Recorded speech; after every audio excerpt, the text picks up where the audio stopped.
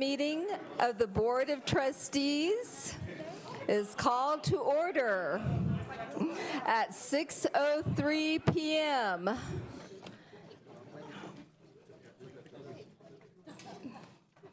We have a quorum with Carlos Bustillos, Richard Cuder, Sotero Ramirez, Cruz Ochoa, Kathleen Ysleta, Mike Rosales, and myself, Connie Woodruff.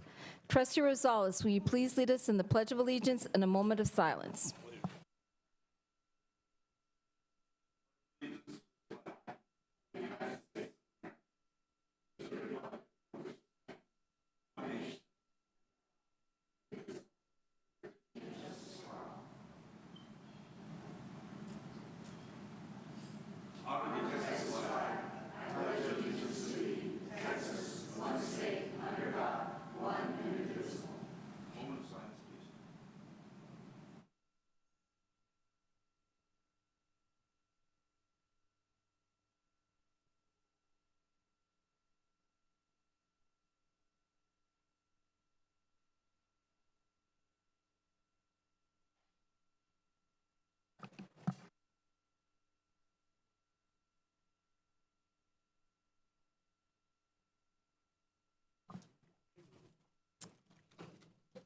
Dr. Delatorre, do you have any reports this evening?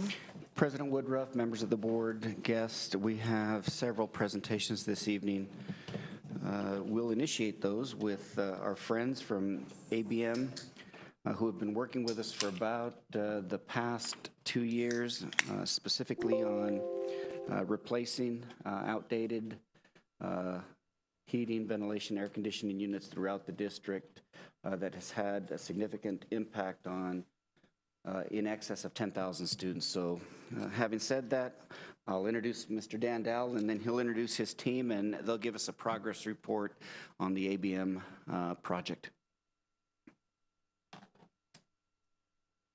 Good evening. Appreciate the opportunity to present tonight. We really wanted to give you an update and do a little bit of a refresh on how the organizations got started together, what the intent of the program was, and then ultimately show you what it has done for your community and your students. So with that, just a couple key takeaways tonight. You know, there's a book out about making moments and how special moments occur and how we retain those memories. And as I was thinking about it, and I think about school boards that we work with, that's what you're about, making moments here in your community, creating opportunities for your students to thrive and to achieve great things. But we understand there are challenges that get in the way of that. And the one that we're going to talk about tonight really is the funding challenge that faces American schools. And then ultimately leave with, we think we've been a very positive contributor to your success, played hopefully a small role there that you would agree with. So what would it take to make these moments possible? Community support, funding.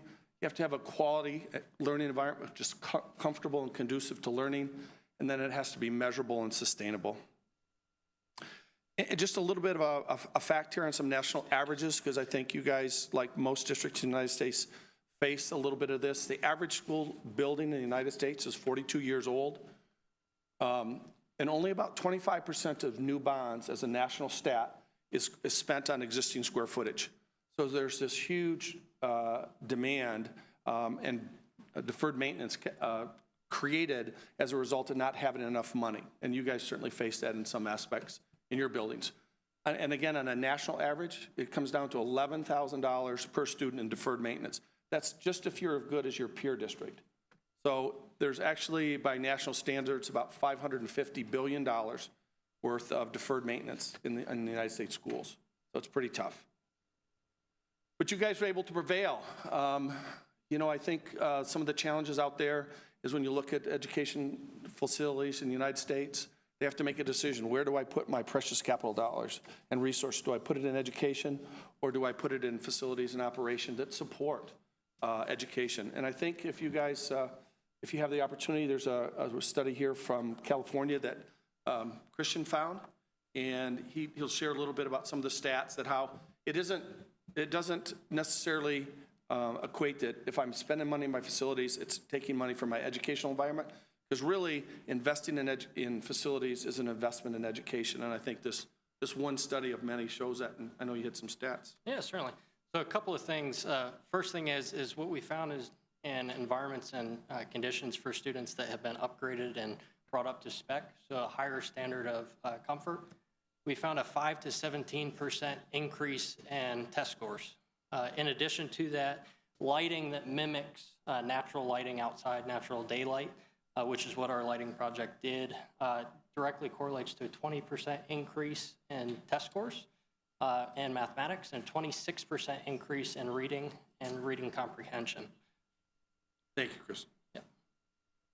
So let's talk about the measurable and sustainable part of making these moments happen. How does this occur? And I would like at this point to introduce a number of people on our team. Caesar, who was your project manager, he ran both phases of the project, and I think by all accounts, I think the feedback is that things went very well, and we congratulate Caesar for his hard work and efforts to make that happen. So thank you, Caesar. And we have Lisa, I think what most of you know, John Yates, our general manager, and Mark Sonier. These are all the people who help support your project, and you know Christian was part of the design team.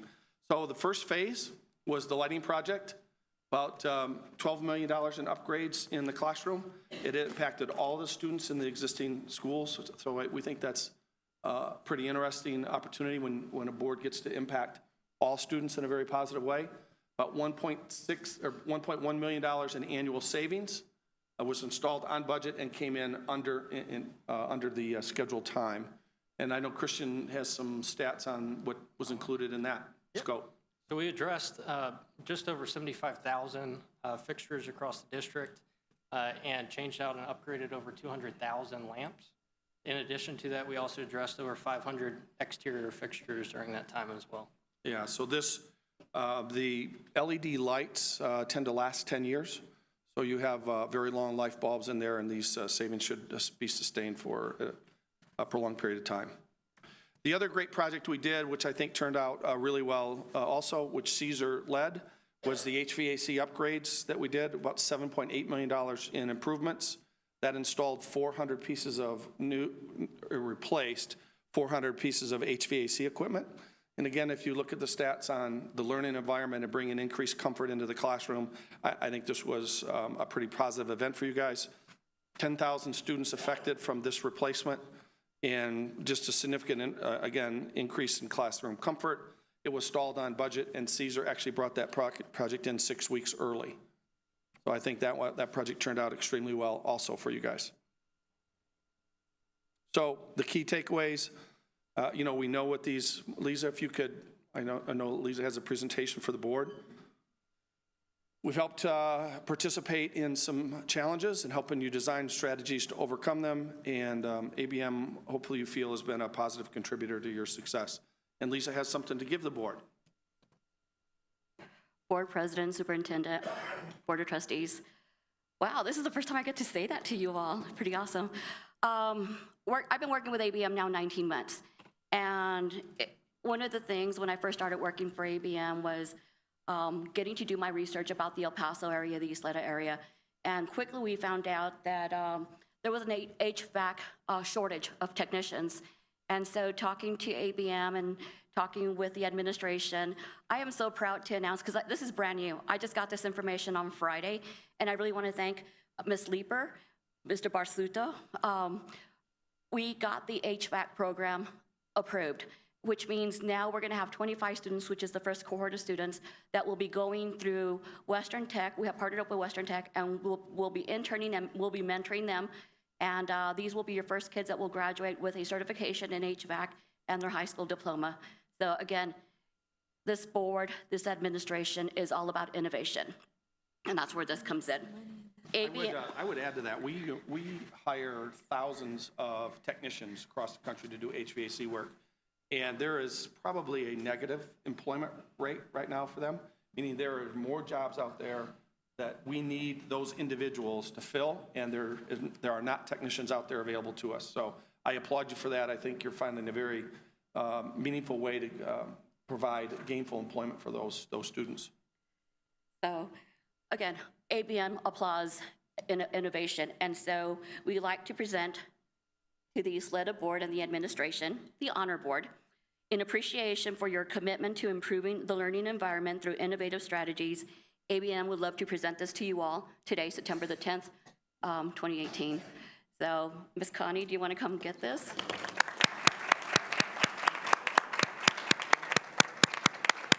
It's only one, so we'll make it a traveling trophy.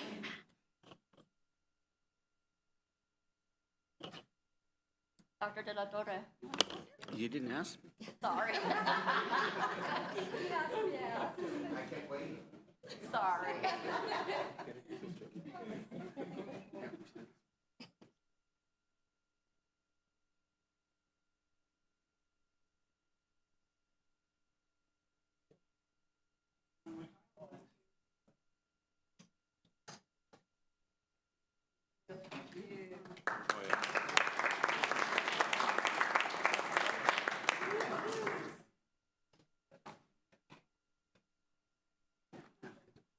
Here.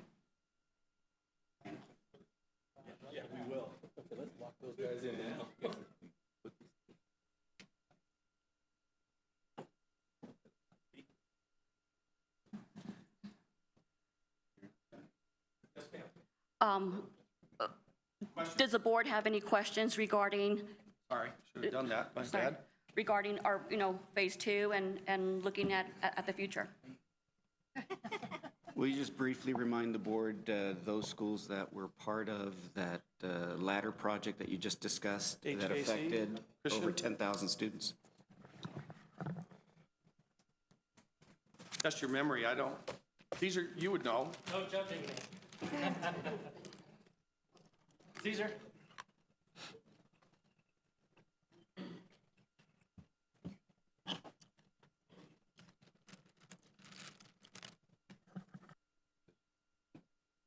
All right, you got to test your memory with me. The schools that we did the HVAC work in? Yep. So Parkland? We did all the Parklands, Parkland High, Parkland Middle, Parkland Elementary. We included 3 new schools that were part of our substitutions that were Dolphin Terrace, Eastwood Heights, and there's another one on, I can't remember that one. If you give me 1 second, I got them all in here. It's a lot of schools for memorized, but okay, let me see right quick. Sorry about this, guys. Okay, here you go. We started with Constance Elementary School. We then went to Vista Hills, Indian Ridge, Hillcrest Elementary School, Edgemere Elementary School, Parkland High School, Presa Elementary School, Del Valle High School, Parkland Middle School, Riverside Middle School, Parkland Elementary School, Hanks High School, the administration office right here, and we did the substitutes on Dolphin Terrace, Eastwood Heights, and Sageland. That's the one I couldn't remember. Thank you. Any other questions for ABM? I would like a copy of that list, if you wouldn't mind. Mr. Ochoa? Oh, Do you have a question? no, I think it's been commendable that we've been able to do this much for all our schools. I think the environment contributes a lot to the learning of our students and also provides a good working environment for our teachers and our administrators and everybody that has to be in these schools. One of the things that maybe what is the status overall throughout the district on the HVAC conversions for the other schools? Where are we at that point so we can start developing some kind of a plan for them? The bond 2015 called for I want to say approximately $34 million. But what went out to the voters was the replacement of evaporative cooling units with new evaporative cooling units. What we've done is we've created a list to prioritize schools that may be in need of a roof replacement. So we want to associate replacing a roof with the opportunity to install new refrigerated air units. One of the big things that we're counting on is that if projects keep coming in under budget and we keep capturing or recapturing those dollars that should have been invested on athletic enhancements or any one of the projects, and I believe VLK has indicated that we may be somewhere near $30 million in excess of what we anticipated, then those additional monies coupled with the $34 million for evaporative cooling could be available and used for addressing all of the refrigerated air needs district-wide. I think for the community, they should be informed that it's a possibility, because I know there's some schools that are still deficient in having HVAC. I mean, we're still a lot of them that are evap, but having all this that you just said, I think it's a great opportunity for us to go ahead and upgrade all our schools, and that way everybody has equity across the board. Right. Since we're all talking about equity, I think that's one of the big things that we should have across for all our schools, so everybody is under HVAC in a good environment, especially in those hot days. Oh, as you can imagine, the last week in August, the first week or two in September, we hear it. We hear it district-wide. Again in about the end of April. Yes, ma'am. So do we have to develop a new? Well, we're counting on those residual savings at the end of the bond program. I know that we have a number of schools that have been incredibly patient with us. They'd like to see us get started on that. In some cases, their roof is in such good condition that you can't be cavalier and go in and tear the roof up just to put new refrigerated air units. So Right. No, Mr. O'Neill and his team have developed a plan, and it starts with those schools that have the highest priority, and it works its way down to the newer schools that have either a low priority or no priority at this time because they already have refrigerated air. We can probably provide you with a list of those schools in the order that if someone were to look at it right now, it would be a thumbnail sketch of what that plan will look like once we determine that we have the resources to pay I think for it'd be it. good for the board just to have a glimpse at that, so we can communicate to our own community and say that, this is what's coming up, and then we can talk about it and have something concrete about it instead of just having words, Having a vision. Yep. Thank you. Mr. Chairman? If I can add one more thing. I think I've said this 100 times, but I'd like to thank Ysleta District for it was a great teamwork. I mean, Mr. O'Neill, Mr. Rodriguez, and all the teachers, custodians involved. It was just a perfect project, so thank you guys. Mr. Rosales, go ahead. Just to do a piggyback on you, Cruz, Thursday I was at a meeting with the city representative, and before the meeting got started, I was the act that breaks the ice, so to speak.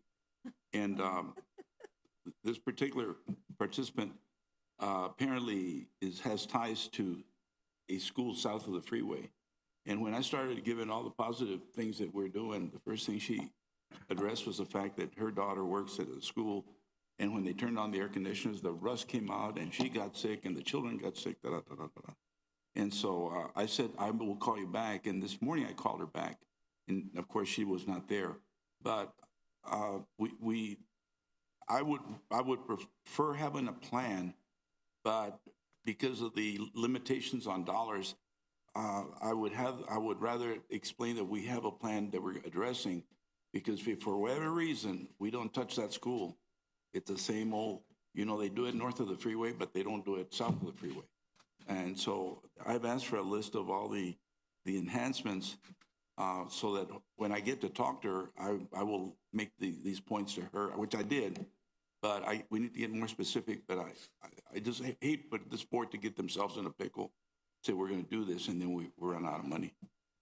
And does that make sense? Is ready and available for you and for the rest of the board either tonight or first thing in the morning if you'd like it electronically. Yeah, so And Yeah. at present, just in ballpark figures, $273 million from the $430.5 million bond is being invested in schools south of I-10. The remaining $170 million is being invested in schools and campuses north of I-10. But we've laid it out by school so that you can see where the investment is specifically. I specifically brought up Parkland and explained to her the percentage of HVAC as opposed to the evaporative coolers, and she didn't believe me. She said, "No, that can't be." I think we determined that it's actually flipped. It's actually 70% of the school has refrigerated air, and 30% does not. It was Changed? yeah. The numbers were flipped. Oh, okay, because that's still not what I'm hearing from Ms. Bankston, but is it really?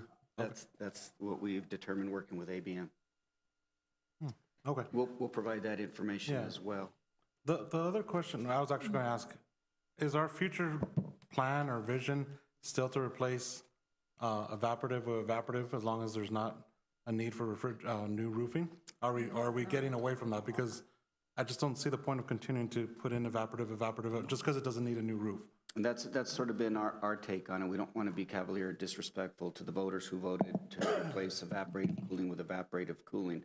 What we'd like to do is either using the general fund, residual bond monies, and other resources to be able to add that. So in the bond of 2015 that we failed in May, it was HVAC. In order to keep the number reasonable, they carved out HVAC and went with like for like. And they were able to reduce the bond by $30-some million. A lot of people didn't catch the change, and so a lot of folks are out there still under the impression that everyone's supposed to get refrigerated air, which was the case in the May 2015 bond. But by the time the committee worked on the bond program in November, they'd carved out the HVAC and replaced it with evaporative cooling.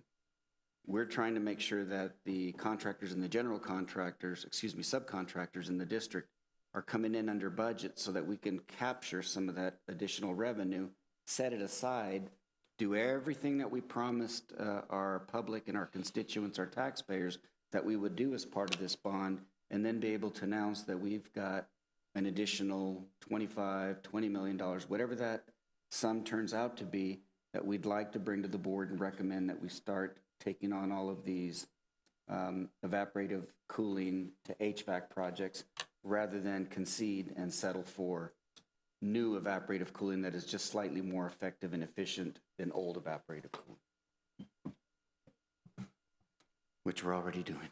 Yeah, and anytime you've been part of it. You've personally been responsible, I think, for about 4 schools where it's needed a new roof, and the bond calls for new evaporative cooling, and we've asked for your permission to use our monies to put in refrigerated air. Normally, it's going to be somewhere between $2 million and $3 million to do that. Y'all have been very supportive, and so we've got schools out there that have been converted from evaporative cooling to HVAC, and we want to keep doing that. But when you look at that document that has the schools in order of need, it's based both on the condition of the roof, and then it's also based on the condition of their current units and whether or not they're being effective and efficient in cooling the building. And then, of course, you're going to have some schools where the board's going to have to make a very difficult decision because they may need a new roof, but they may serve all of 300 students, and most of the building is empty. And so what happens is you could have a very large building, and you can't just put in refrigerated air in the classrooms where the students are. More than likely, if you're going to tear the roof up, you're going to have to put it across the entire school, knowing that that school can accommodate 800 students and there are only 400 students in that building. Is that where you want to invest money on refrigerated air, knowing that it's going to be cooling and heating rooms that don't have human beings in them most of the year? Mr. Ramirez. I'd like to echo the comments from Mr. Ochoa and Mr. Rosales and Dr. Latorre. I think that I think we can all agree that we recognize the great need and the way to do that.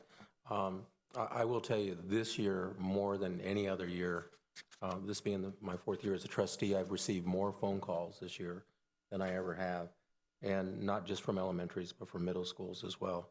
And so I was invited to attend a luncheon, your staff development week at one of the schools, you know, and standing up there. I've not taken a stance on global warming, but let me tell you, it was warm in that room. And a big part of it was evaporative cooler. It was a very hot day, very high humidity, and there's only one way to fix that. So I think that whatever we can do to expedite the process would certainly be appropriate. And then the other thing, too, is that I would also ask that I appreciate the transparency we need to have to the community and how we spend our money and what we've committed to. But I would also say perhaps bring the Bond Oversight Committee in to make them part of the discussions and understand the need. And I think that we can convince them that this is what the community needs and wants, and then move forward from there. And Sotero, I think with that, or Mr. Ramirez, I think with that, if within the bond we agreed to replace evaporative, yet we're replacing it with refrigerated air, the evaporative, we're offsetting those costs with our own district funds. Is that what I'm understanding? We're having to in most cases So- because we don't have the bond monies available yet. Yeah. And we can't spend those bond monies unless this board gives us the authority to spend it on something that wasn't specifically outlined in the bond. We're still following through with what the voters voted for. Yes, just ma'am. adding our own cost. Yes, and we want to show that we're not relying almost exclusively on the bond, that the district does deliberately use its own fund balance when appropriate to make things happen. Ms. Woodruff, when's our next BOC committee meeting?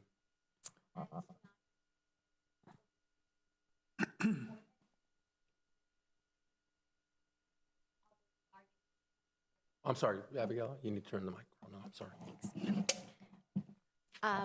Mr. Sotero, it is in October, possibly in the 20s. Right now, they're scheduling it from the 30th.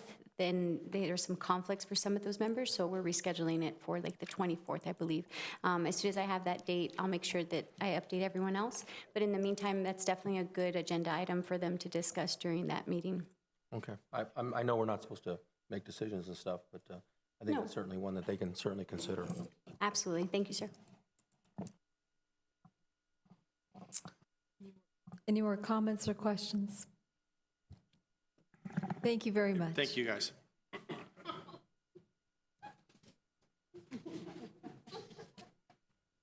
At this time, we have a presentation surrounding the new ADAF accountability system.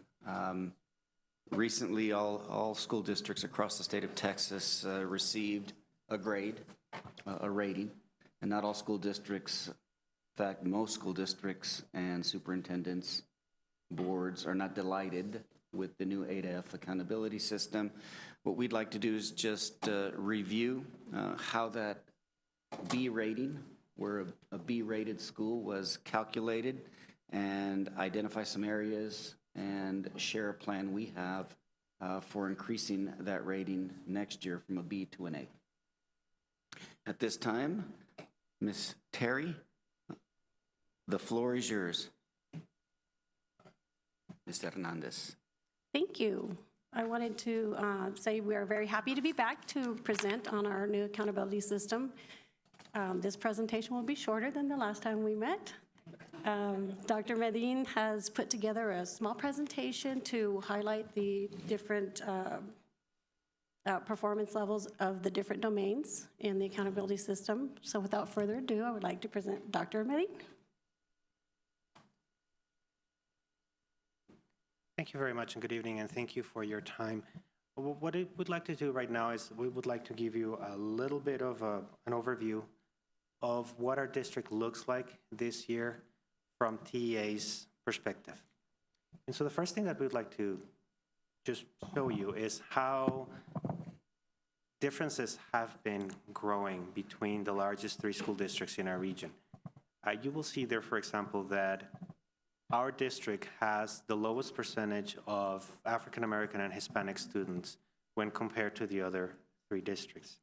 In addition to that, we have a much higher percent of economically disadvantaged students than the other 2 districts. We have about the same, we're in the same range of English language learners, and we have quite a bit more proportion of special education students than the other two. And one of the things that I'd like to point out on the special education students is that not only do we have a greater proportion of special education students, but our students tend to have greater needs. Our special education department is widely known as a very strong, very caring department, and so parents seek us out when they have students with greater needs. And so our special education students tend to have more severe requirements. So we have more with more severe requirements at that. And so just so that we have a general idea of how we look at this point. And then I'd like to show you what the state provided us with on the report. You will see here, this is the official report that the state provided. It's not very pretty. They normally put a little bit more color in there. And to me, it doesn't look very friendly.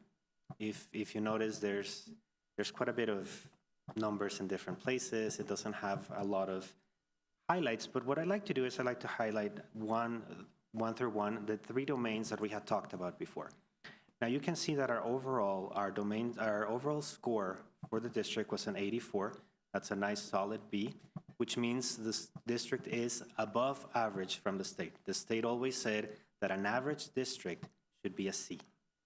And so our district was rated clearly above average from the state. And so we can look at each one of these domains and see where these numbers come from. So from domain 1, what the state calls the student achievement domain, you will see that we have 3 different sub-scores. The first piece was start performance, and start performance was made from the average of the students that were rated approaches, that were rated meets, and that were rated masters. And then they just averaged those 3 numbers together. So you can see here what our scores were. If you remember, the state has a 60 by 30 plan. The commissioner, the ideal school for the commissioner should have 90% approaches, 60% meets, 30% masters. And as you can see, we are very close in both math and science. We're very close on math to get to the 90-60-30 proportion. And we're starting to get a little bit closer on the other subjects. There's, reading and writing, we have a little bit more to go. But overall, we're getting fairly close to what the state sees as an ideal set of performance.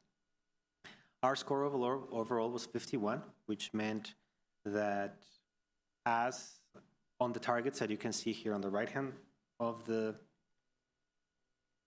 table. So our score of 51 corresponds to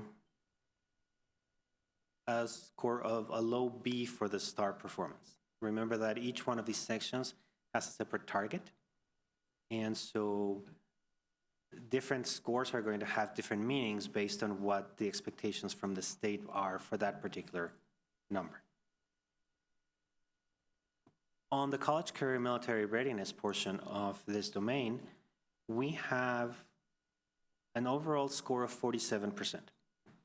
And out of those, we had a set of college-ready indicators. You can see that over a quarter of our graduates were considered college-ready by meeting the assessments, either on TSI, SAT, ACT.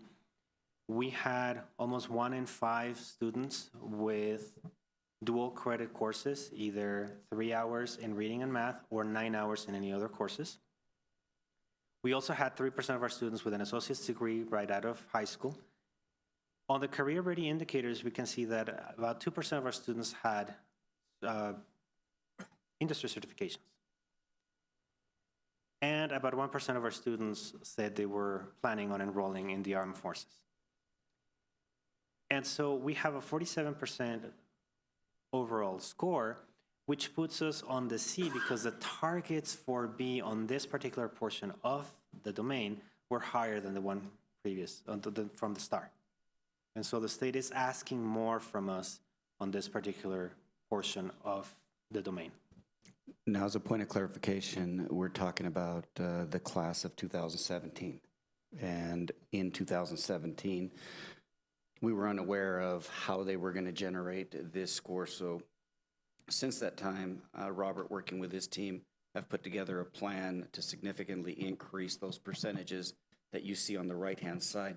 Some of it has simply to do with proper coding and paying attention to every individual student relative to their AP experience, their dual credit or dual course experience.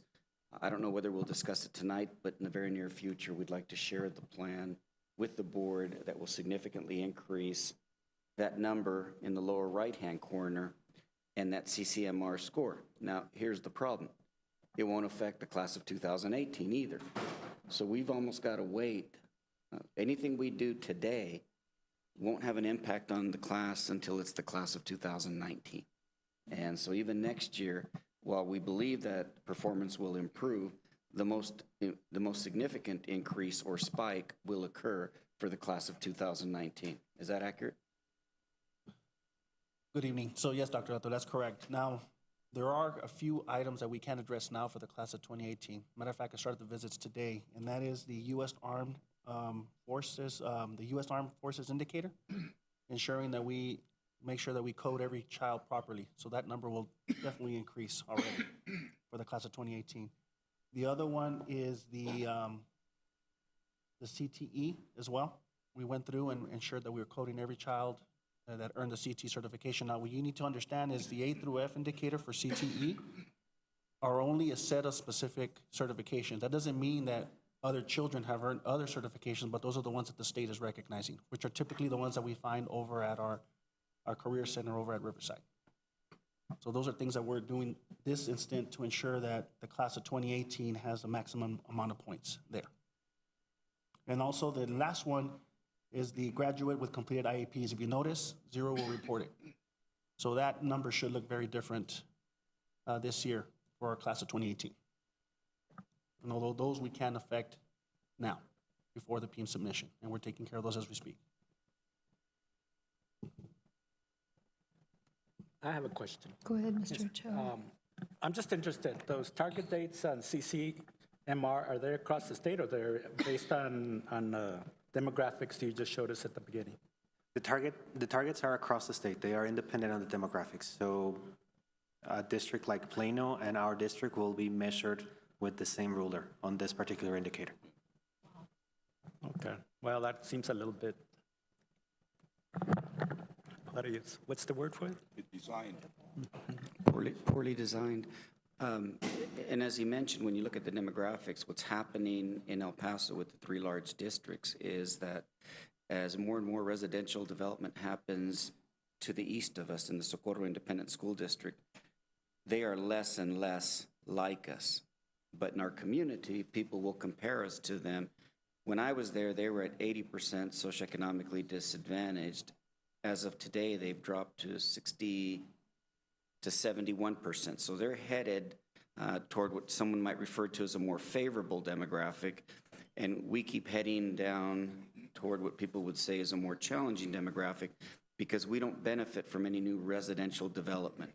And normally residential development in those homes are being purchased by hardworking, blue-collar, educated parents who now value education and the importance of education, but they're all moving into that area, which will give Socorro a significant advantage relative to performance in the future.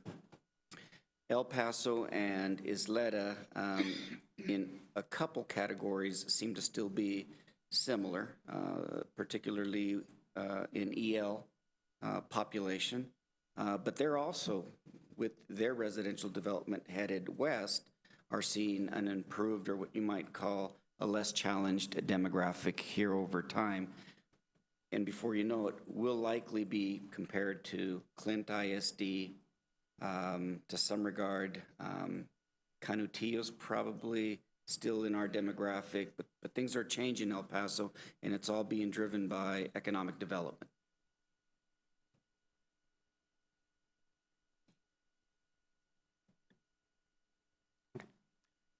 The third portion of domain one is graduation rates. And here in graduation rates, they choose, out of the 4, 5, and 6-year graduation rates, they choose the higher of the three. And our highest graduation rate for the class of 2017 was 93%.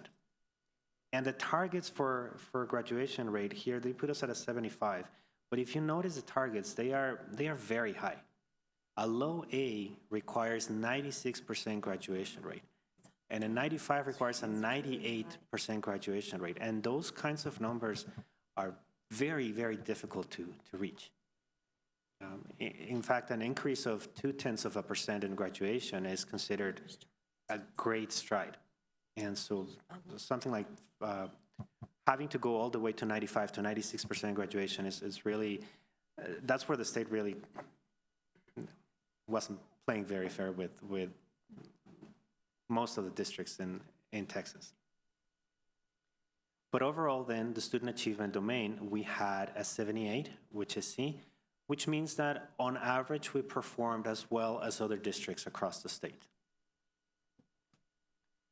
For the second domain, the school progress domain, we have two different scores.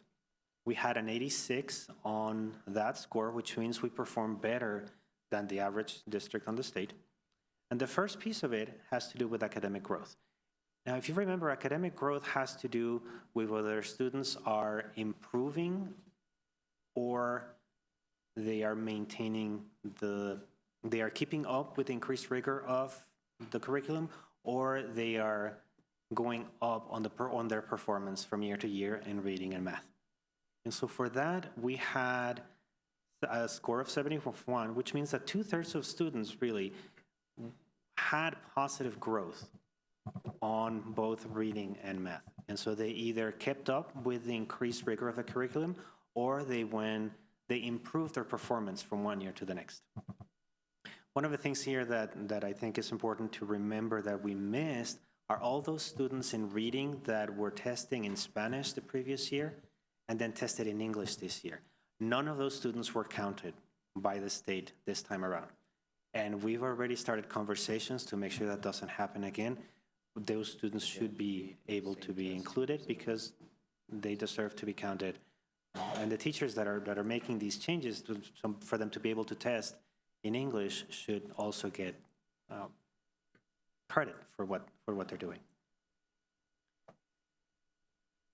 And again, you will see we reached an 82, a B on this particular piece, but the target is much higher. If you remember the star average on performance, we needed a 60 to be an A.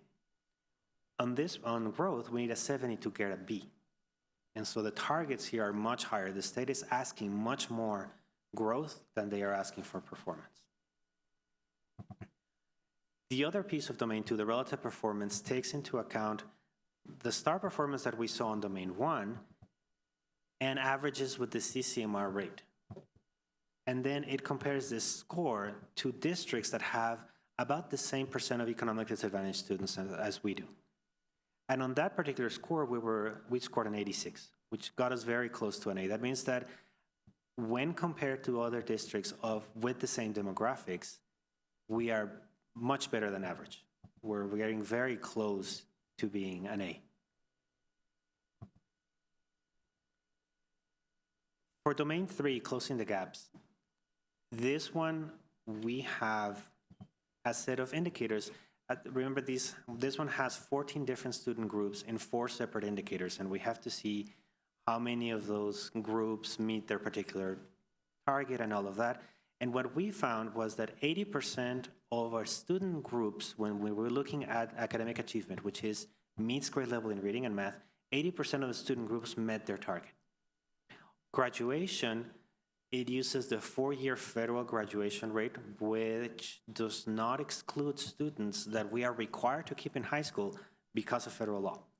And so those students, remember our graduation rates were between 90 and 93.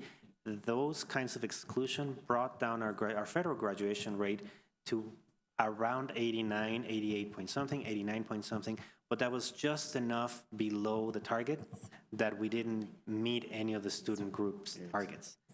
And unfortunately for domain 3, whether you miss the target by 1/10 of a point or you miss the target by 10 points, it doesn't show. It makes no difference. And so for some of these targets, we were very close, within a few tenths of a point, but you won't see it here. On ELL proficiency, we met the progress measure. Our ELL students are improving their academic language year to year. And on CCMR, about 40% of our student groups met their target. So that overall, we gave us a score of 62, which is right at the 80.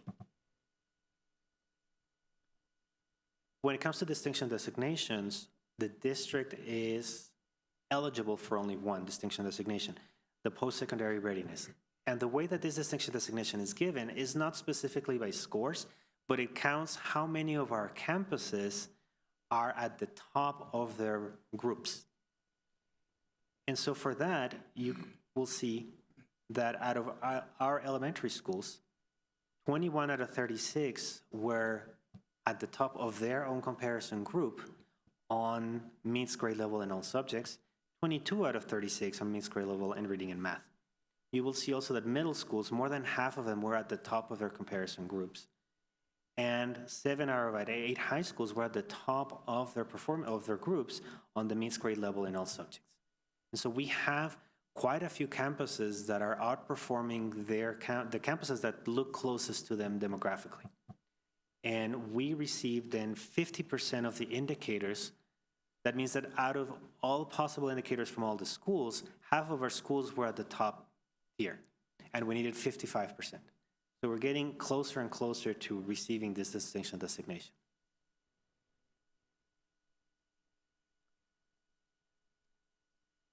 Any questions?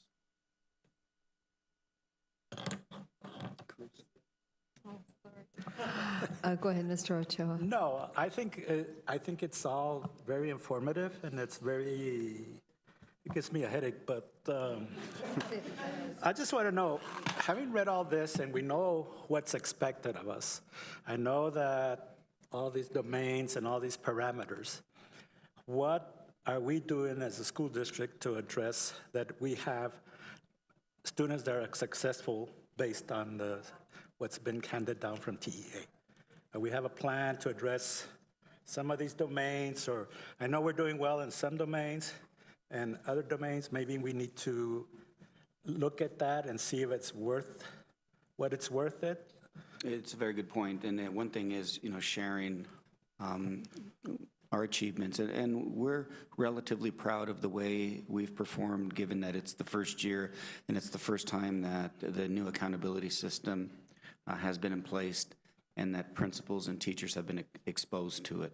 Part B that you'll get here in the very near future, but that's already been implemented district-wide, is the plan to address those areas where there is room for growth. One example would be the CCMR and what we just shared relative to correct coding, being a little bit more meticulous and pay a little more attention at all of the campuses. I know Robert went out with our technology department, our PEMS department, and trained all of the principals and assistant principals, counselors, how to make sure that students are being properly coded, identified, and that we're getting credit for their participation and their performance. In the lower grades, I think it's just more of the same, more emphasis, more attention, more focus on meeting every child's individual needs. I think we've said it to you, we've said it to them. You can no longer hide children, even high-performing children that in the past you could not intentionally ignore, but you could allow them to sort of self-supervise and in some cases make progress without a lot of attention from the teacher, because the teacher was so focused on helping those students approach grade level, pass the exams. Now teachers, administrators, no one has the latitude or the liberty to ignore any child. Every single child will be assessed on those 3 domains. And so it really is a shift in culture and a shift in the way that we observe classrooms, enter classrooms, assess what's happening in classrooms, where you can no longer ignore the fact that 2 or 3 kids are sitting in the back of the room not doing anything. you have to ask the question is, how are you meeting their needs? Because they're either bored or they're lost. And each of those students, we're required to provide them with a great experience. So we'll come back to you and we'll talk about some very specific strategies that should increase numbers and percentages that if we do it right, will move us from that 84 much closer to a 90. The one thing we haven't really talked about at length is how do we deal with that graduation rate? How do we increase that graduation given that it's at 93% and it takes almost 96% to get an A? Based on that, my observations have been that the most vulnerable group for that graduation rate are my 8th, 9th, and 10th graders. They are the most likely to not be successful if they're not caught in time. If their needs are not addressed for any particular reason, they will not finish. And You're absolutely right. The two grade levels where you see the greatest dropout are at the end of the 8th grade, and then again at the end of the 10th grade. Yeah. If we can get students into the 11th grade with some support, we can get them to the finish line. It's being able to provide them with an experience that encourages to hang in there even after the 8th grade when they know that so far they've been disenfranchised and the experience hasn't been a positive experience. So we need to look at that. And then again, by the 10th grade is when they start looking at their credits and realizing that mathematically they're unlikely to graduate on time. That's very discouraging and disappointing. We've got to get them into summer school programs and help them accelerate credit recovery somehow.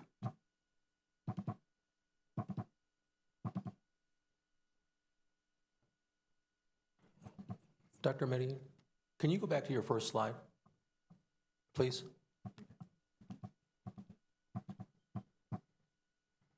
That one? No, sir, the one before that. All the way to the beginning. The demographics. Yeah, the demographic, thank you.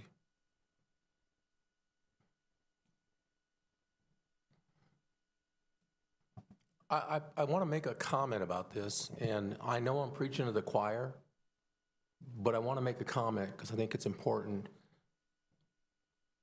And for the 10 people who are watching out there on the internet and whatever, I want to make this comment.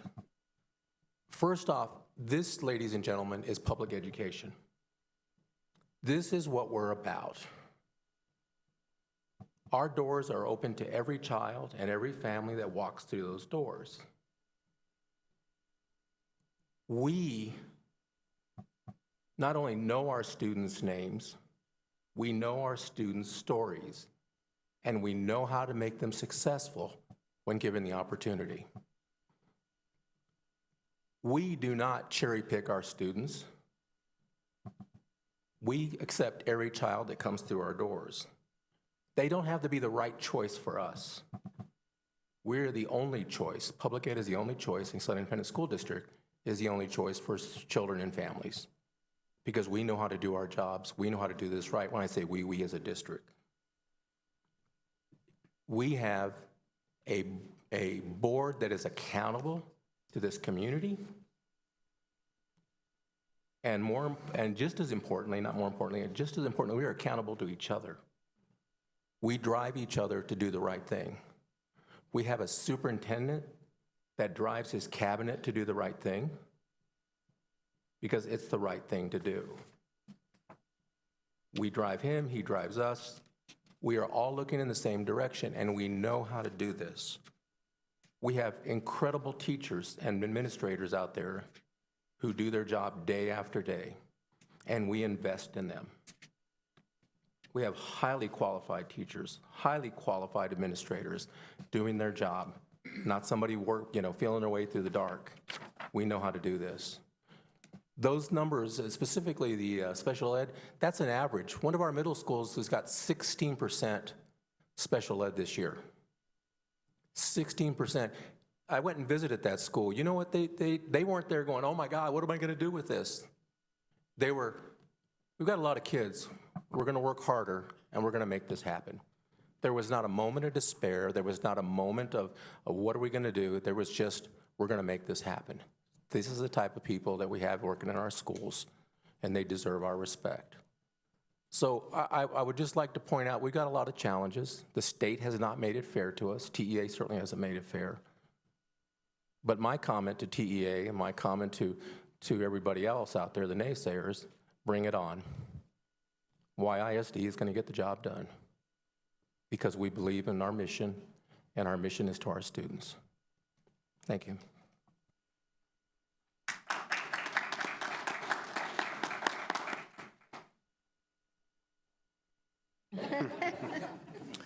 Any other questions? Thank you, that was well done. Easy to understand. Thank you. Sort of. For the subject, it was very easy. Right up until domain 3. No, I appreciate it. Great job. Thank you. President Woodruff, each of the trustees have a copy of our board operating procedures. We've made some small adjustments, nothing substantive. However, because the board will be asked to consider and adopt the board operating procedures for 2018-19, or the current academic year, we wanted to give the board an opportunity to give us any feedback or express any concerns relative to language in the board operating procedures. Do we have any questions or comments that we'd like to, or things we'd like to talk about?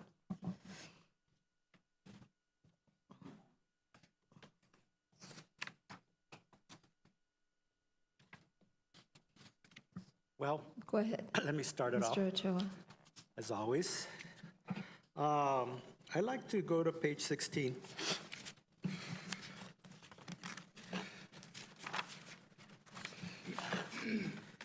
I just want clarification on some of these. The media inquiries to the board. I feel that, A, the board president shall be an official spokesman for the board to the media and press on issues of media attention. Okay, that's a broad statement. What's issues? I just feel that that's correct. I think that the board should have one voice, especially when we're talking to the media. And I just wanted to make sure that's clarified as such. Okay, so do you have any suggestions on something you'd rather see as language there? Because I'm not quite sure. I just wanted to make sure that we understand what that means. Okay.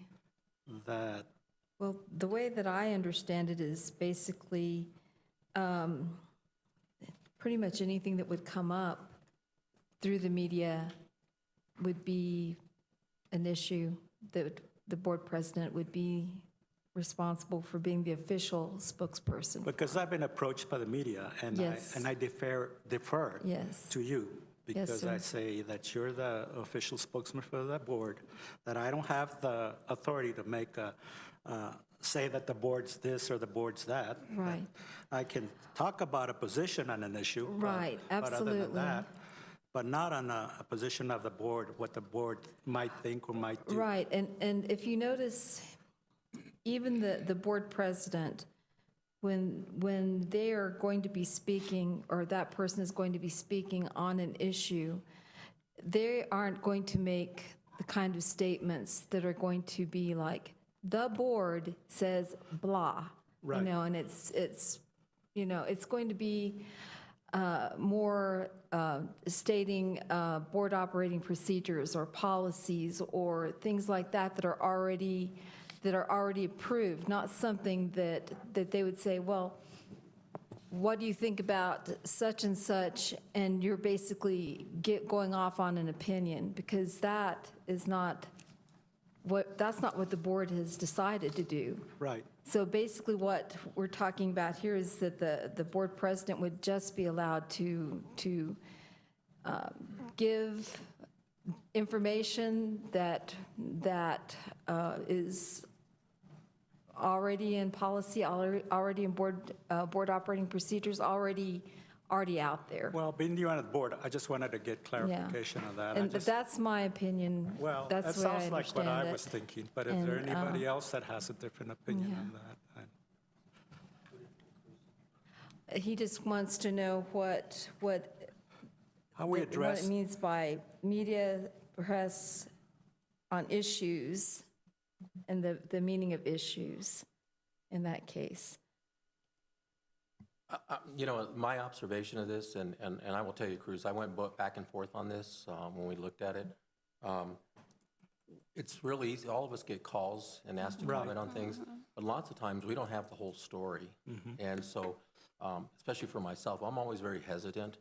And I will tell them, you know, I don't know enough about this, and I would rather defer to the board president. And so, but I would also say as well too is that you are an elected official.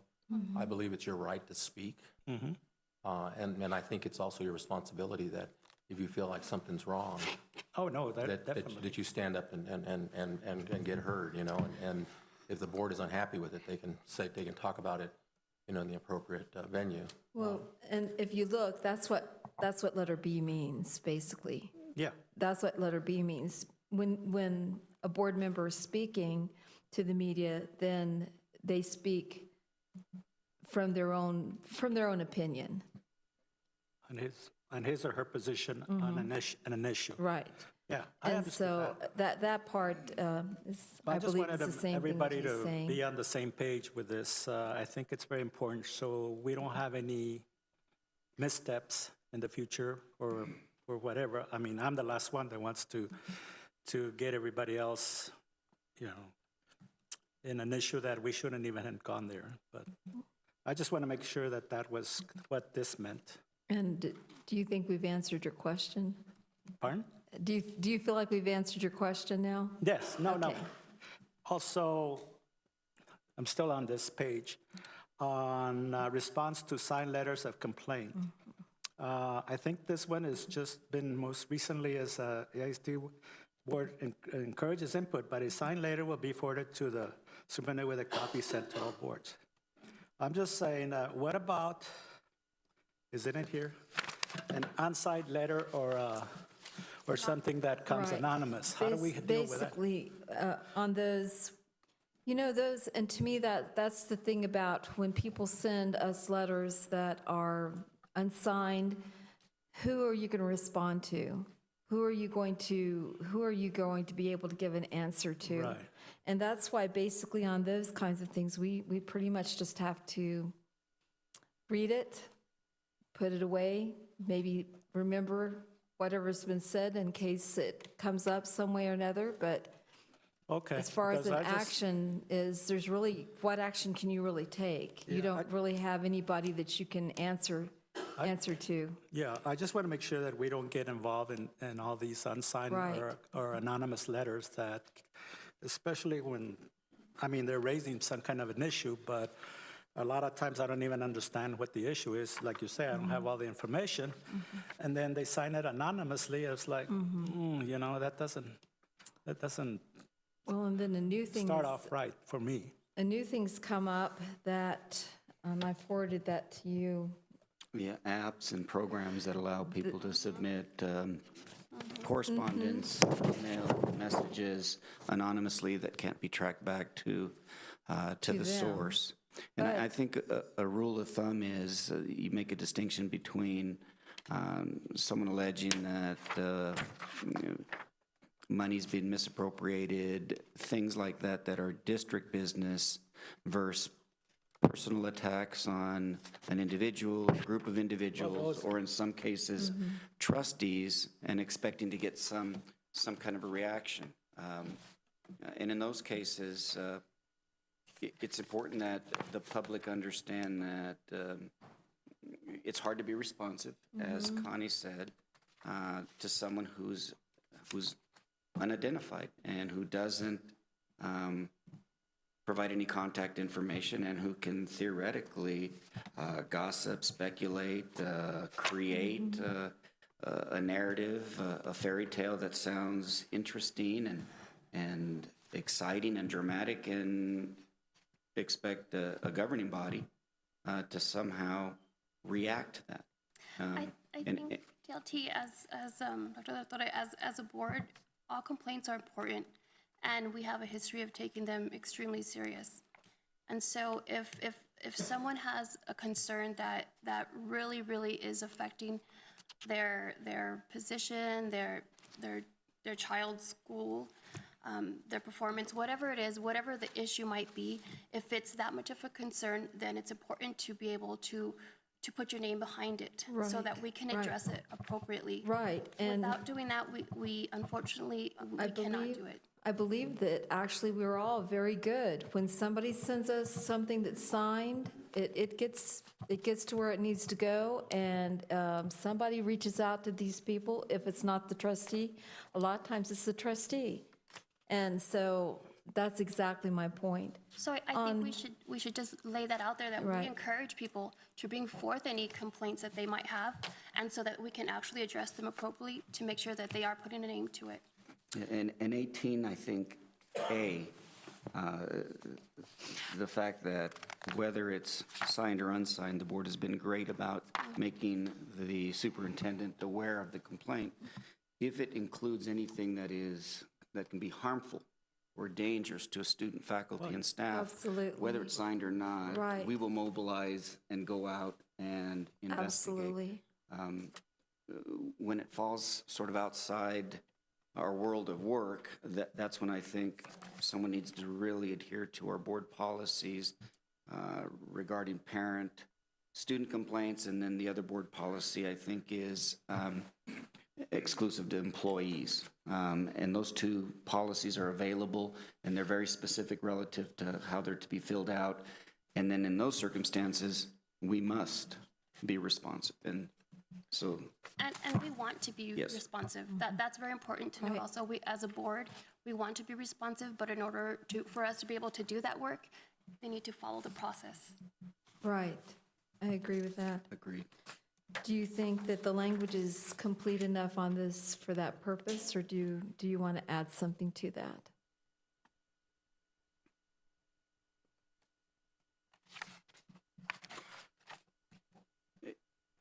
Maybe y'all can think it over, and if there's something that surfaces, I think if it's an anonymous letter or something unsigned that deals with some dangerous or some harmful situations, that should be addressed, no matter.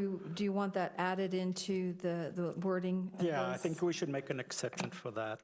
That way, we know that won't just be put aside because of this policy or Can we- operating procedures. we'll we- wordsmith something and have it out to the board Yeah. probably no later than noon tomorrow. That'll be fine. And that way, if someone still doesn't like it, let us know, and we'll go back and do it again, but you'll Yeah. have something Okay. for I you on think Wednesday that night. there are certain situations where those type of letters should be I addressed. can agree with that, and I It's not think- something we should just say, well, it wasn't signed, we will Right, address it. right. Yeah.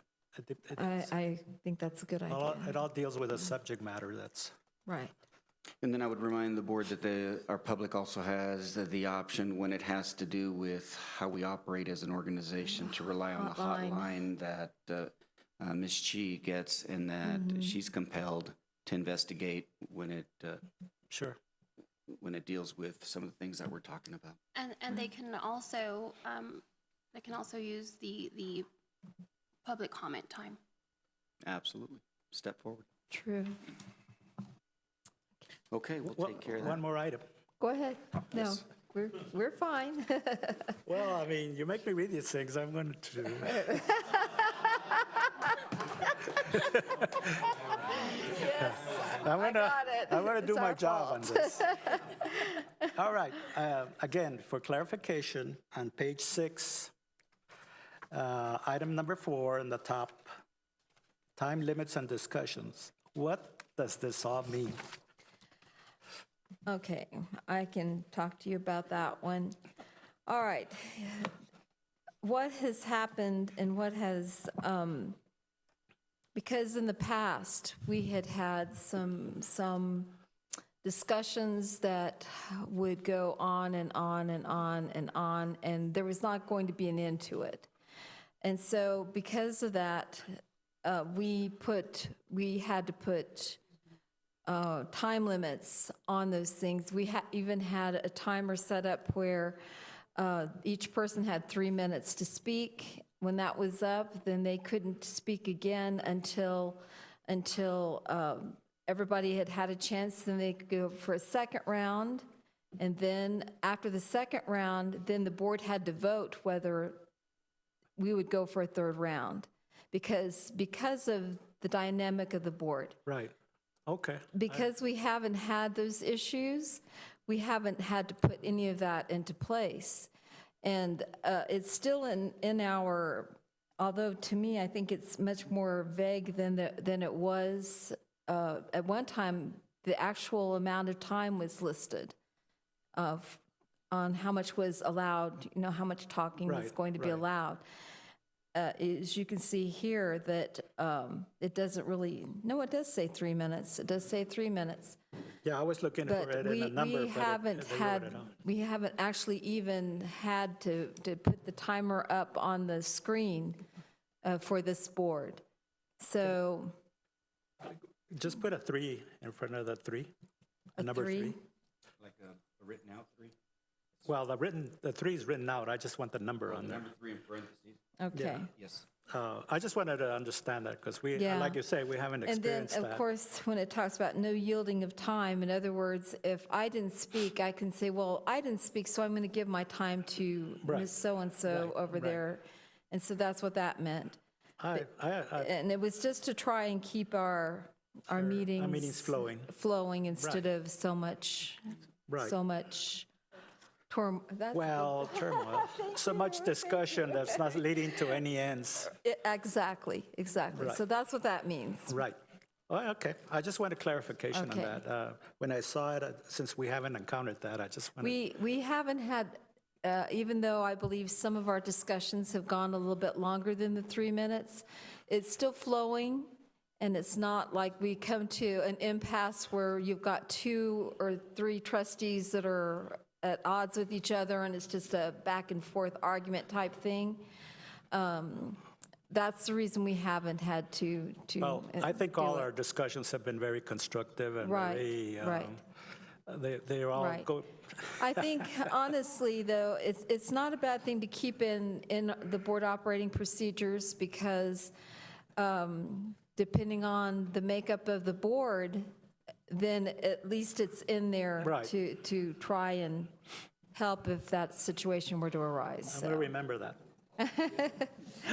Yes, sir. Ms. Woodard? Yes, go ahead, Mr. Mettis. I would tell the trustees that indeed we are blessed to have this board. Never been more pleased to work with a group of folks than I am right now. And I would just as a reminder to everybody, that these are not for the good times.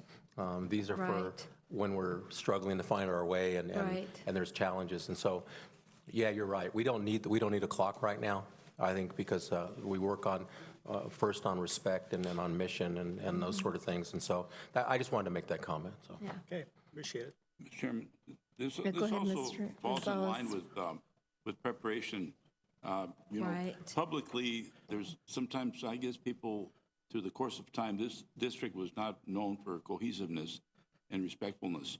And my point here is the fact that oftentimes I do my work before the meeting. I do a lot of phone calls.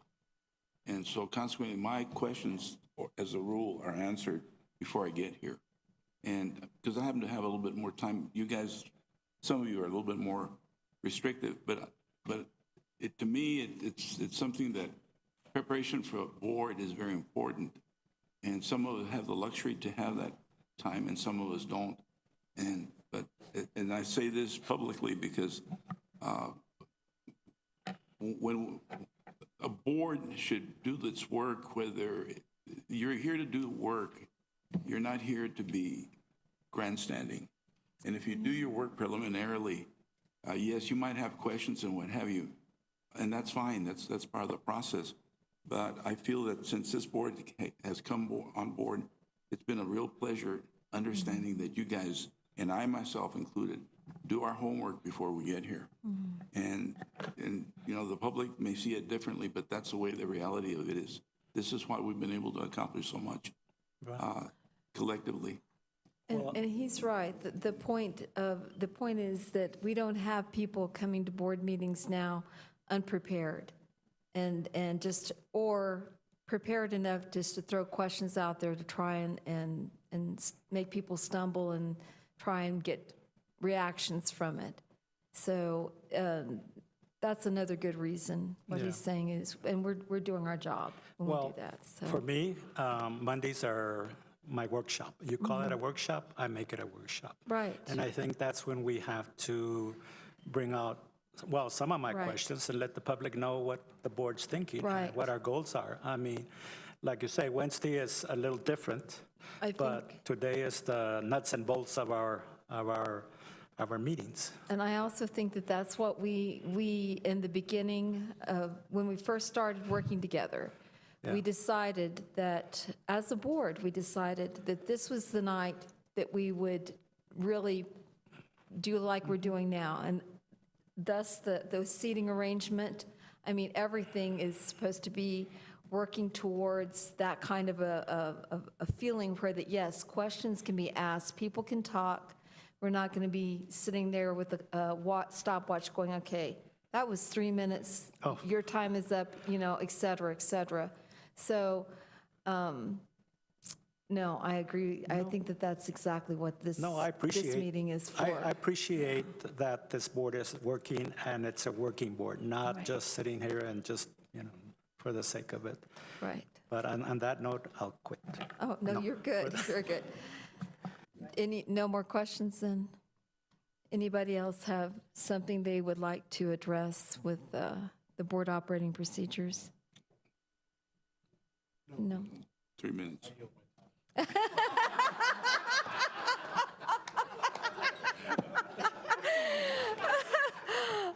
I do have to say that that's something I enjoy about our board too. I feel like that we do have the ability to laugh and bring some lightness into some very hard work and some very hard decisions. And I really, I personally appreciate that, and I want to thank you all for that.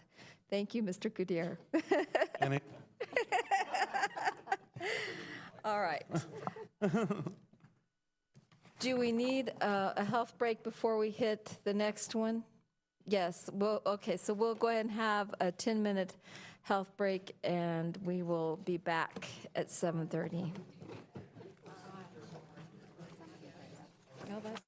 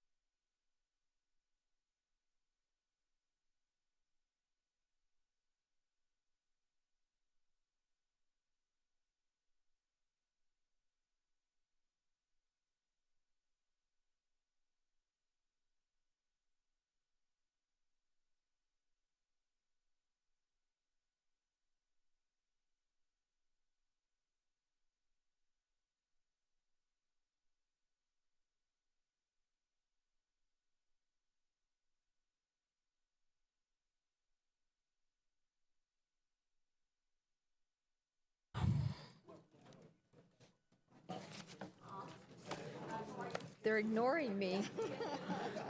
All these.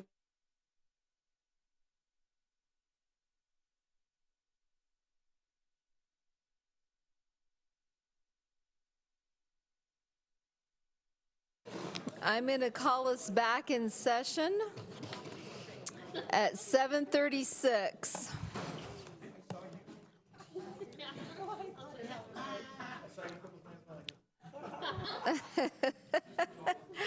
Okay. We're ready to move on to our next topic.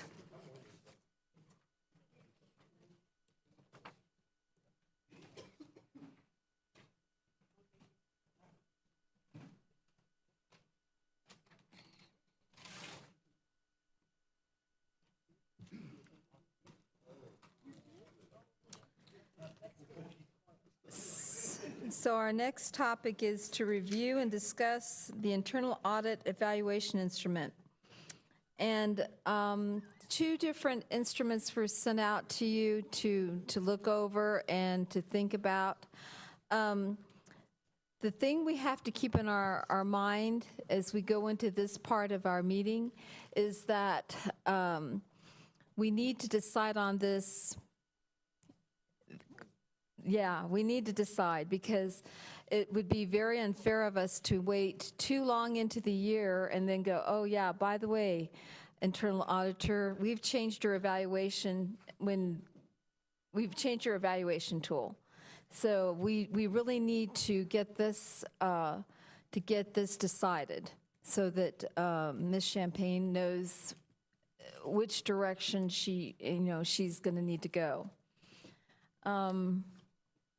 I guess the best way to start is, and Ms. Champagne is trying to read over the second one. Do you need a minute or two more to read this one, Ms. Champagne? Go ahead and take your time to read it, because, and anybody else who hasn't had a chance to look it over as thoroughly as they might want to, go ahead and take this time to read it and see what you think. The first instrument is the same, the one that we used in our last evaluation. This one. Yes, go ahead, Mr. Ramirez.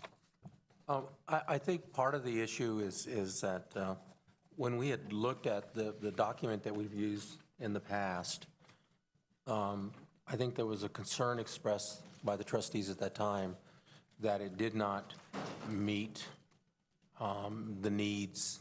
It did not meet the needs, and that the internal auditor's position was complex, so complex that this particular document was not comprehensive enough.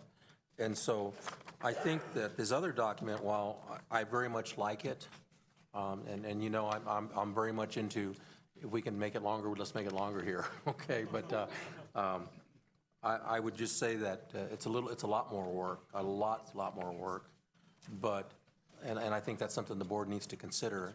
And obviously I'll fall on the side that the board wishes to go on.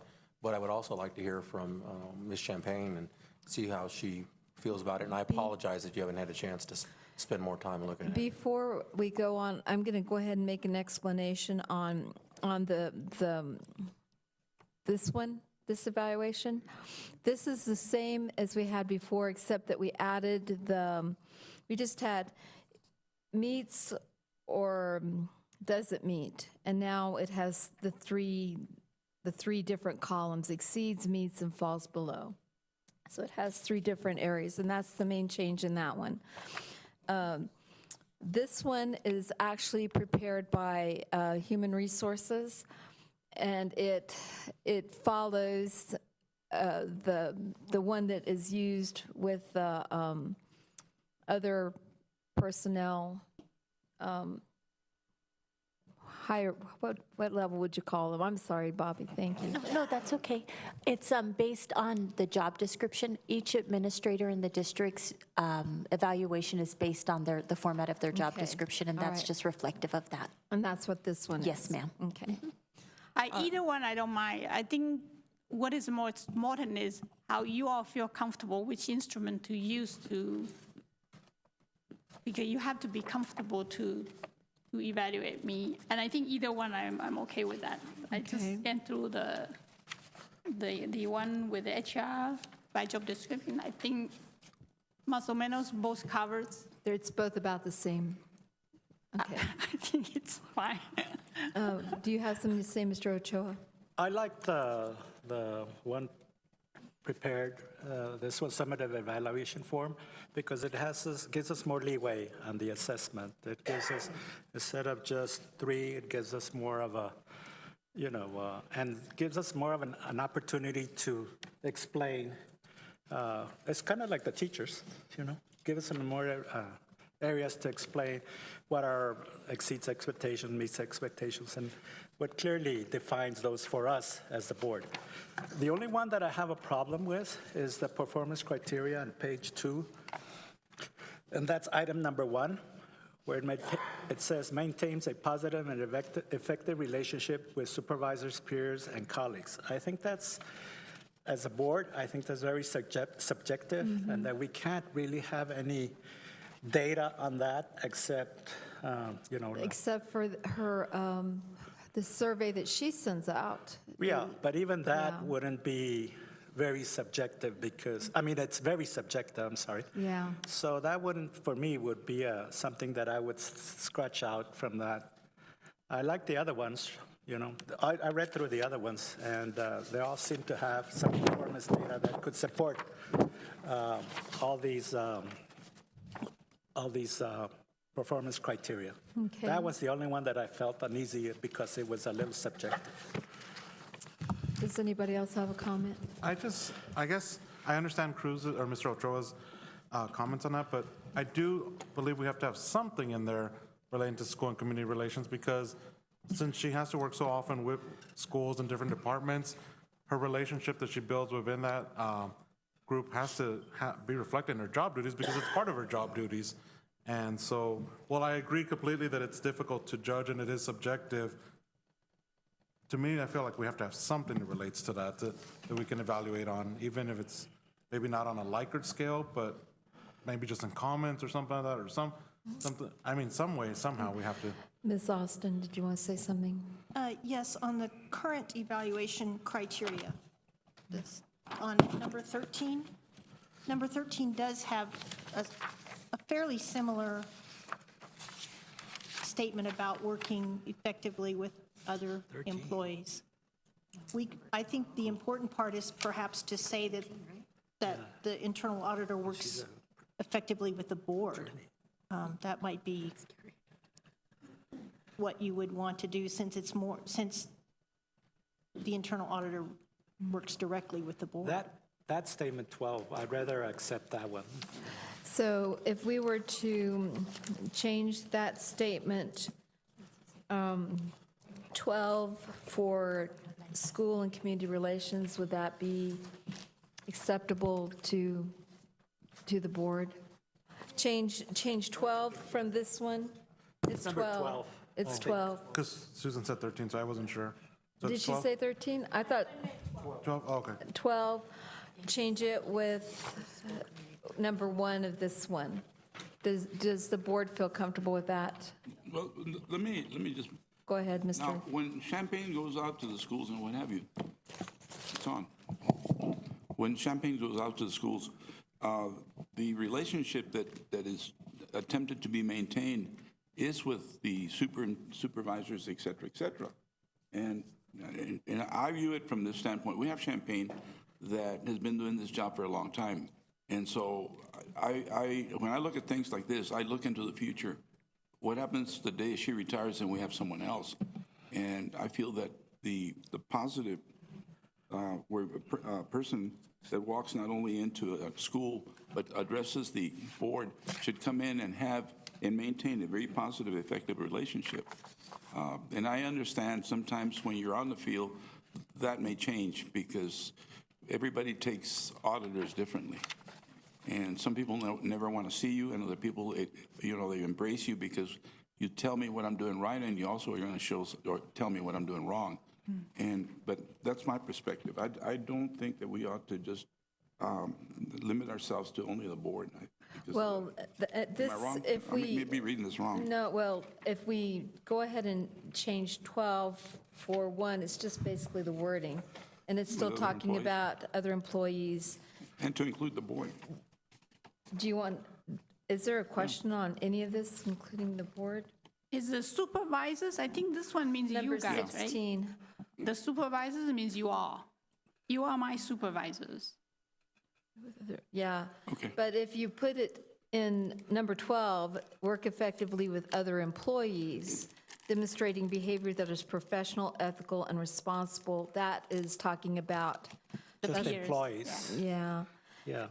If We just need want to add more words to Talk that. about the board itself, number 16 on this one talks about the board relationship.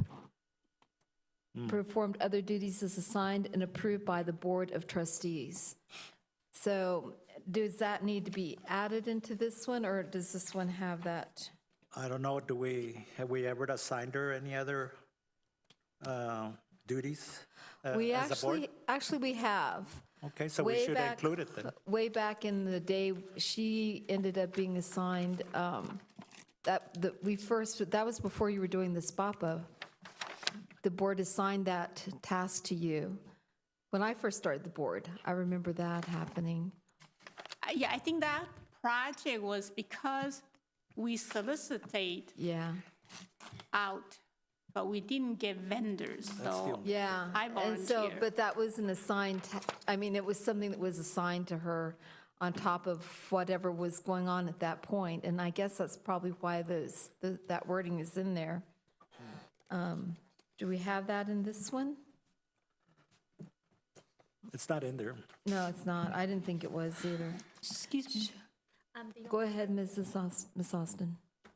might we just use the language of 12 and say works effectively with other employees and the board? Ms. Austin, How does that sound to you? Do we want it, I do think we we want to could- delineate it? Go ahead. with going with what she's saying is maintain a positive and effective working relationship with board members, peers, and colleagues. I think that kind of And just add the board to that. brings it together. How does other people feel about I that? like adding colleagues also. I think that's part of Colleagues. any supervisor's duties is making sure that they work well with their Okay, so people that they supervise, obviously. Yeah, professionalism is we- always the mainstay of are we her getting the department. language on this, somebody? No, not yet. Okay, so we're saying to put into page 2, number 1, to work effectively with other employees, Colleagues. supervisors, peers, colleagues, and the board. Well, Maybe, we are her supervisor, so I don't think you have to put Oh, board you don't and have to put supervisor. supervisor, sorry. Connie, I think we're okay just saying, and it kind of concises it, to maintain a positive and effective working relationship with board members, peers, and colleagues. Okay, that sounds good to me. Kind of brings it together. But then that's the same thing that Mr. Ochoa was saying, that he'd rather have it stated a little differently, right? Well, we can just take 12 and just do just Say take the wording. maintains worked effectively with other With board members, Board- colleagues, and peers. other employees? and- Or yeah, peers, or other- however you want to put Other it? employees. Yeah. Work Does that work okay then? Are we good? Did we get it? Yeah, okay. Just overall, not a really big thing, but just for me visually, can we get rid of the numbers in the formative scores? I just don't like already seeing a 1 in there and then us putting a 1 or 2. Right. It just, Right. to me visually, it doesn't work for me. Just take the numbers out and just have a blank. Just a blank one, yeah. Yeah. It is, because it could be confusing if you were to Yeah. look at it. Yeah, Because it looks like it's already scored or something, yeah. right. Yeah.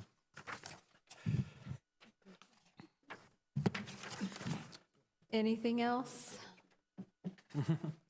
May I Go ahead, Ms. raise Austin.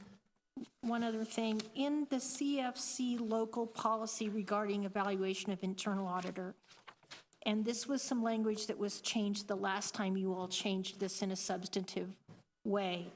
It says that the evaluation shall state whether the internal auditor's performance meets, exceeds, or falls below expectations. The form that we use, this one that you all like, has more categories than that. And so I wondered whether you want to try and align that, or you want to just go with the one with more categories, because we've at least done those three. We're doing more than those three, but we've at least done those three. I think before we had just a yes, no. Right. And so now we do have a scale that includes those three. So do you want to keep all five? I think what I was hearing from different trustees was yes, that they like that range of having that range. So I think that Okay, we're saying yes to that. great. I have one question though. I don't really see a huge difference between 5 and 4. Clearly outstanding and exceeds expectations to me are synonyms. I understand below expectations are a little bit below. Unsatisfactory which means you're just page? not doing your job. Just the scale, the rating scale. Okay. When I first looked at this, I was kind of like, what's the difference between clearly outstanding and exceeds expectations? I understand So it does you think- explain it a little bit, but to me, Just go to 1 to 4 and take out the I mean, that's just 5. me. I mean, once again, that's my opinion, but I just don't see a huge difference. What do other people feel? Especially for somebody that we don't supervise on a daily basis, how could I give her a 4 or a 5? Like, to me, I can understand if she's doing her job and it looks like she's doing an amazing job, but for me to differentiate between if Champagne's doing a 4 or 5 would be really hard for me personally. Okay. How do other trustees feel about that? I like both. I mean, I like the 5 standards. You but do. It just gives me an opportunity to designate when she or he in the future is performing way above our expectations. But isn't that what exceeds is? Exceeds is your expectation. Exceeding is going beyond your expectations. Clearly outstanding. Clearly I mean, outstanding it's just, makes it a little bit it's more flowery designated. language to me. Or to me, it just seems. I'm not Can an we English change, teacher, okay, so- can we change it to where the language to where it makes more sense to us?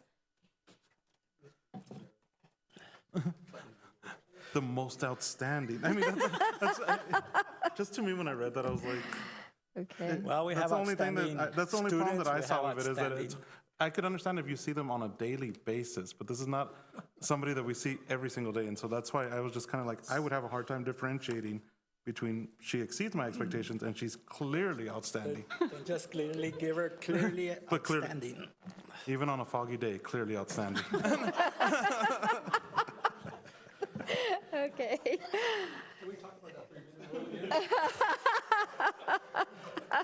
Today, the weather is very clear. I just want to make it, I feel very strongly both ways, either me. So. Okay. It's not Ysleta to me. No, So, but you bring up a very, very valid point, though. so which way do we want to go? Flip a coin. 1 through 4 or 1 through 5?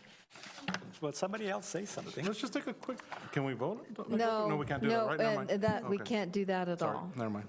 No. Should we make both for you, and then tomorrow or Wednesday, you all vote on it? So we'll have 2 of these documents, one in both in blue, but A or B? I feel like we can make the decision. I'm okay with keeping all 5. It was just my personal thing when I read it. I was confused by that, but if everybody else is good with it, I can work with it. He's I'm fine with exceeded it. his 3 minutes. All right.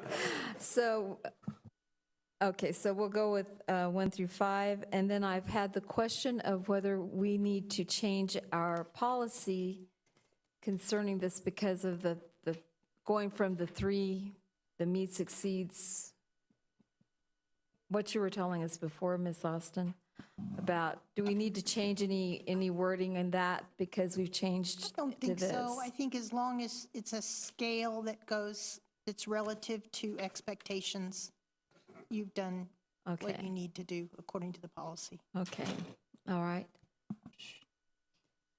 Any more questions? We could change the clearly outstanding to superior.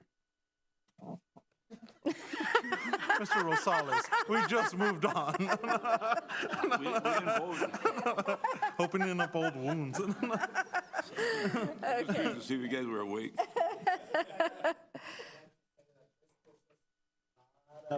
Of room to It gives talk. us a lot of leeway on providing comments Yeah. on every one of these. Okay. I think this document has, it's more informative than just the Okay. other one. So I think it's more helpful as far as the evaluation. All right. And on a positive too, you know. Okay. It can't just all be negative, it's on a positive. Right. And so my last question is to Ms. Champagne. You feel comfortable with this document, with the changes that we've suggested? I think it's okay. Okay. All right. If you all feel it's easy to use. I think. All right. Okay, if there's no more questions, then we'll go ahead and move on to our next topic. And the next topic is, does the board have any questions relative to Ms. Shee's latest audit report?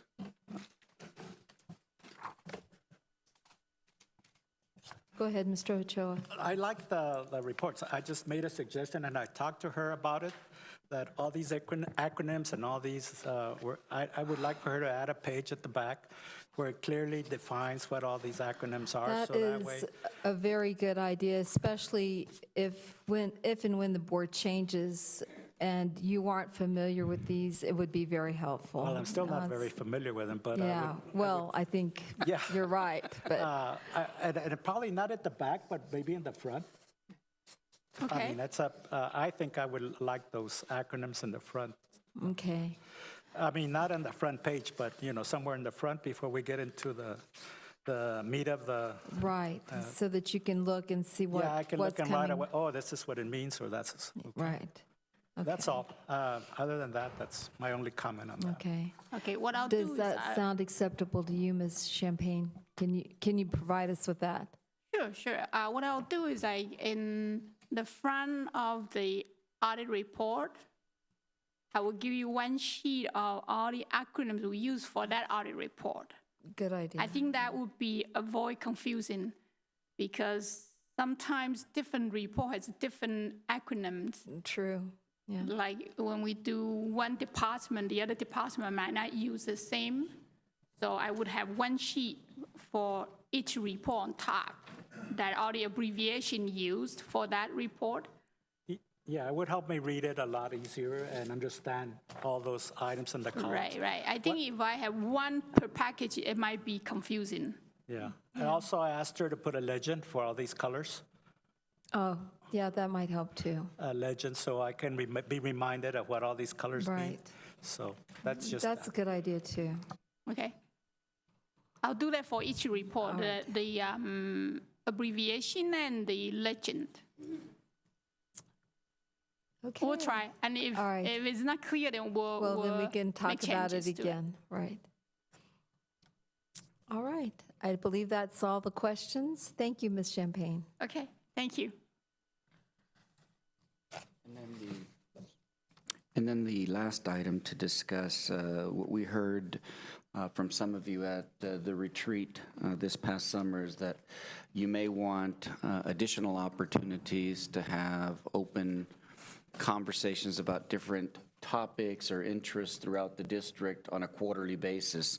So this is a recommendation to have your original workshop before your board meeting every month, the way we normally do.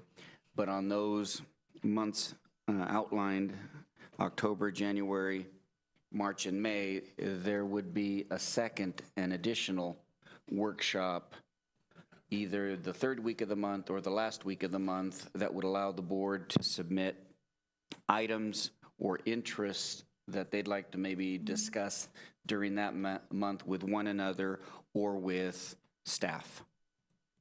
Just my one concern was March, just because it's spring break, so that might be difficult sometimes because we already have a meeting and the other meeting. So to fit in one more might, So- that was my only concern when I saw that. Okay. Was maybe the month of March. Do you want to just valid. skip March? Well, or just change it for a different month. I had no problem with the 4 meetings. I thought it was great. I was actually in favor of it. I just was worried about the timing. It might be difficult. That was the only. And May may be a little tight with all of Yeah, the the events and testing and- activities. So maybe move to April and then June? How about Yeah, they October, all are. January, Right. April? And just do 3? I'm okay with that.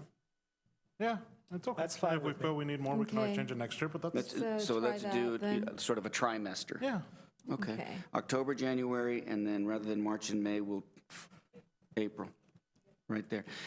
From now until October, if you start thinking about some things that you experience or you observe out in the school district or you notice, start keeping track of those things so we can fill up those workshop agendas so that we can just have open, candid conversations about what your kids are experiencing, what your teachers are experiencing, what you've observed in classrooms, in schools.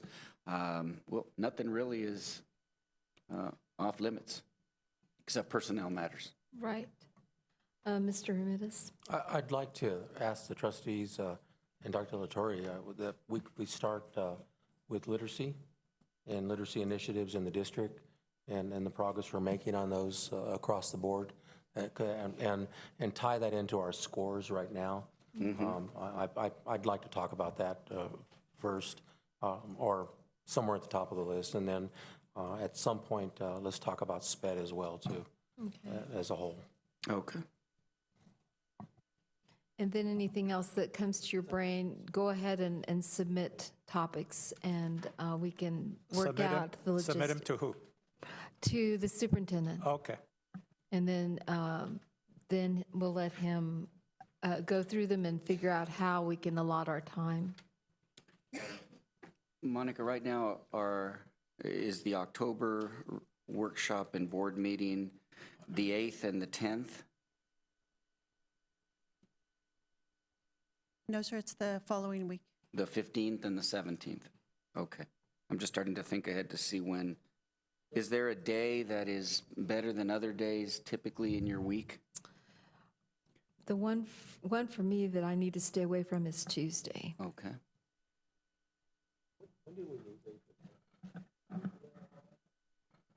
Yes, we did it. I think that you all are traveling the week before, if I'm not mistaken.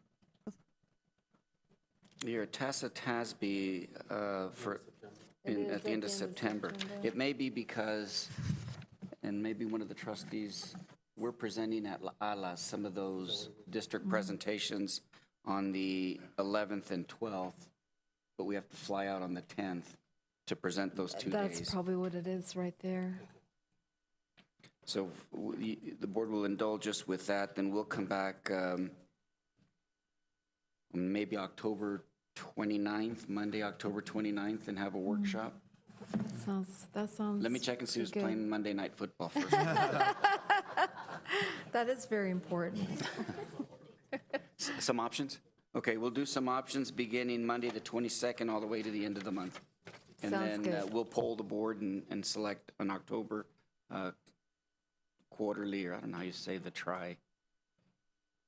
Whatever language we've decided. We can do Okay. that. All right. Fantastic. So now we're at the end of the presentations. So we will now discuss agenda items as listed in the posted notice of a regular meeting of YISD Board of Trustees for September 12, 2018, and related recommended motions with the superintendent and executive cabinet, and receive responses to questions and/or requests for additional information through the superintendent in preparation for deliberation and action on said items at the September 12, 2018 regular Board of Trustees meeting. And I'm just going to go through them, and starting with consent items. And then if there's something you need to have a question on, just stop me, okay? So we'll start with number one, consent item number one, Board of Trustees regular meeting minutes. Number two, monthly financial updates for July 2018. I had a question on that one. Ms. Leeper, when you said that, okay, I'm going to look right here because I want to get the exact language. It's in the summary about typically we're not behind until January, and this month was behind. Do you know what I'm talking about? Or you look confused. I've got to find the exact wording, sorry. No, I have it. So normally, general fund revenues do not exceed expenditures until That's January. that one. So it's Can you related kind of to the explain that timing for us, of please? the receipt of property taxes, which, as you know, your bill comes in the first time most people can pay it is October. So we don't Right. start getting property taxes till November, December, January. Right. And then the state's payments they don't occur in Right. August. They don't start until September, and so it takes a little while to make those up. So it's always, we're front-loaded with expenses. By January, right. revenues exceed expenses by the Okay, end so of the this year. isn't unusual, because No, I ma'am. read it to mean that this is something unusual for us. No, ma'am. This is Okay. normal. All right. That's all I needed to know. Thank Okay. you. Number 3, donation for Eastwood Knowles 7th and 8th grade football teams. And this one I would like for us to pull so that we can say thank you for this donation. Number 4, approval of award of YISD contract number 201-90039 with Region 19. Number 5, ratification of award of YISD contract number 201-90042 with Texas Tech University Health Science Center, El Paso. Okay. Then, of course, we'll consider the pulled consent agenda item and move on to the policy action items. Policy action item number 1, policy BBD local, board meetings, training, and orientation. Go ahead, Mr. Ochoa. I know that some of us have been attending some of these trainings and such. When is this supposed to be announced? This is a change. Used to, this was announced at the December board meeting. Oh, okay. But now it's going to be announced at the meeting that is prior to the Elections? The elections Which is in May. It'll May? be it'll be the April board meeting. So we have plenty of time to. Absolutely, and I think, I'm not positive, but I think we're on track right now to have pretty much met all of Yes. our requirements. Everybody has actually met all their requirements, and Right. most have succeeded. And I want to So- thank them for Very that, exceeded. because without Right. them, I would just be lost. Absolutely. I mean, we depend on them, don't we? Okay, you silly people over there. All right. Policy. Yeah, they're clearly outstanding in my book. Yeah. Okay. Policy CAA local, fiscal management goals and objectives, financial ethics. Policy number 3, CJA local, new contracted services, criminal history. Number 4, Hi, I'm sorry, can I ask? go ahead, Mr. Ramirez. You know what, I changed my mind, thank you. Okay. Number 4, policy DEA local compensation and benefits compensation plan. Number 5, policy DI local deleted employee welfare. Policy FEA local attendance, compulsory attendance, and that was number 6. Then we move on to our action items. Number 1, internal audit evaluation instrument. Oh, this is the one we're going to change the wording on this, right? Because of what Ms. Austin was saying about meets, exceeds, or falls. We're going to have to add Okay. the 5. The wording on, The rationale as far as. We won't have to change that, Ms. Austin? Elise? Or,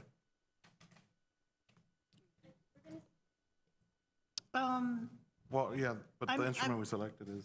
Because your existing instrument just says yes, no, I don't think it meets the CFC requirement. So now you've got a scaled rating. I think whether you use a scale of 5 different things or a scale of 3 different things, I think you're okay. Okay. And I just wanna make sure we believe, didn't since need it to just change the says rationale, the rationale isn't really. It's just for us It's just anyway. for us to see Okay. what the reasoning behind it is. So I don't think that has to change. Okay. Number 2, approval of 2018-2019 board operating procedures. Number 3, foreign trade zone, Department of Aviation minor boundary modification.